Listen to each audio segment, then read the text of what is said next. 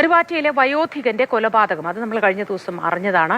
ഈ കൊലപാതകത്തിൽ 13 വയസ്സുള്ള കൊച്ചുമകൾ ഉൾപ്പെടെ 4 പ്രതികൾ പിടിയിലായ എല്ലാവരും പ്രായപൂർത്തിയാകാത്തവരാണ്.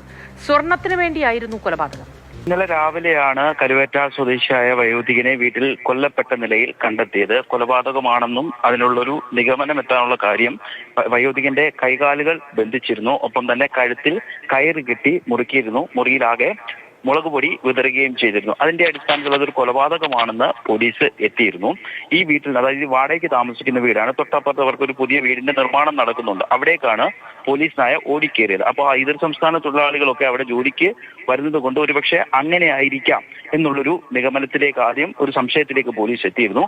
പിന്നീട് മണിക്കൂറുകൾക്ക് അകം തന്നെ ഈ കൊച്ചുമകൾ അടക്കമുള്ള ആളുകൾക്ക് ഇതുമായിട്ട് ബന്ധമുണ്ടെന്ന് പോലീസ് കണ്ടെത്തുകയായിരുന്നു.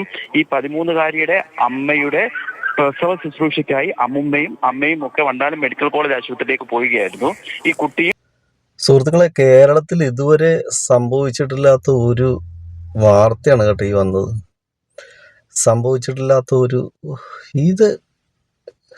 ഇത് ഓരോ കാലഘട്ടത്തിലും ഇത് എന്താ സംഭവിക്കുന്നത്?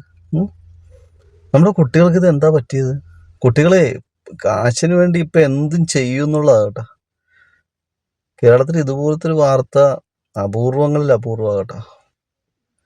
ഇത് എങ്ങനെ തോന്നി? സ്വന്തം മുത്തച്ഛന്റെ കയ്യിൽ പണവും സ്വർണവും ഒക്കെ ഉണ്ടെന്ന് അറിഞ്ഞിട്ടേ അത് കൈക്കലാക്കാൻ വേണ്ടി മുത്തച്ഛനെ തന്നെ തട്ടിക്കളഞ്ഞു കുട്ടികളെ. ഇപ്പൊ നമ്മളെല്ലാരും ഒന്ന് ശ്രദ്ധിച്ചിരിക്കുക കേട്ടാ. ചെറിയ പിള്ളേരാണ്, 10-13 വയസ്സേ ഉള്ളതെന്നൊന്നും പറഞ്ഞിരിക്കരുത് കേട്ടോ. ഇപ്പൊ വലിയവർ ചെയ്യാത്ത പല പരിപാടിയും നമ്മളെ കുഞ്ഞു മക്കൾ ചെയ്യുന്നുണ്ട് കേട്ടോ. അവരെന്തിനാണ് ഇതെങ്ങനെയൊക്കെ ചെയ്യണമെന്നുള്ളതെന്ന് എനിക്ക് തോന്നുന്നു. അവർക്ക് ഒത്തിരി ആഗ്രഹങ്ങൾ കാണുമല്ലോ. അപ്പൊ അതെല്ലാം നിർവഹിക്കാനായിരിക്കും. ചിലപ്പോൾ ബൈക്ക് മേടിക്കാനായിരിക്കും, കൂടിയ മൊബൈൽ മേടിക്കുക, അതൊക്കെയല്ലേ. പിന്നെ കറങ്ങാൻ പോവുക, അതൊക്കെയാണ് ഇപ്പോഴത്തെ പിള്ളേരുടെ ഇത്. പിന്നെ അതിൻ്റെ ഇടയ്ക്ക് മയക്കുമരുന്ന് മാഫിയയും ഉണ്ട്. അപ്പോൾ ചിലപ്പോൾ അതൊക്കെ മേടിക്കാനുള്ള ഒത്തിരി കാശ് വേണം. ഇപ്പോൾ MDMA പോലത്തെ സംഭവങ്ങളൊക്കെ ആണെങ്കിൽ അതിന് ഗ്രാമിന് ഇത്ര 1000 രൂപയെ കൊടുക്കണം.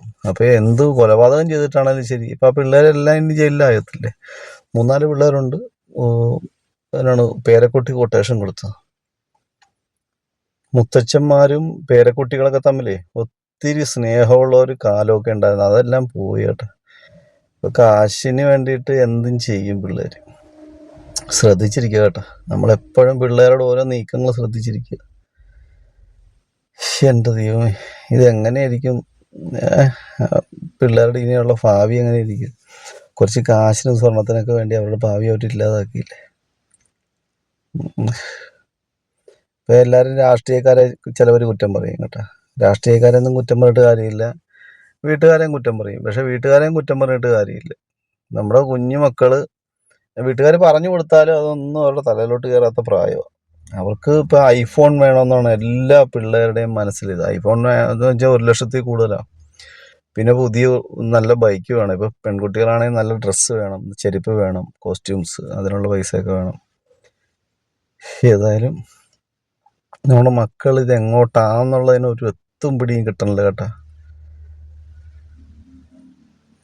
നമുക്ക് എല്ലാവർക്കും ഉണ്ടല്ലോ കുഞ്ഞുമക്കള്.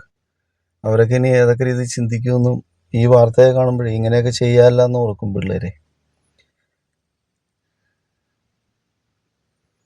ഒരിക്കലും നമുക്ക് അംഗീകരിക്കാൻ പറ്റണില്ല. ഈ മുത്തച്ഛനെ കൊന്നതേ ഒരിക്കലും അംഗീകരിക്കാൻ പറ്റാത്തൊരു കാര്യം കേട്ടോ. എൻ്റെ പൊന്നു മക്കളെ, നിങ്ങളുടെ ഭാവി വഴിയാതരാക്കിയിട്ട് കാര്യമുണ്ട്. അത് മരണത്തിന് തുല്യമാണ്. നമ്മുടെ ഭാവി കണ്ട് മുന്നേറുക, നല്ലപോലെ ജീവിക്കുക കേട്ടോ. അതിൽ കൂടുതൽ നമ്മളൊന്നും ചിന്തിക്കാതിരിക്കുക കേട്ടോ.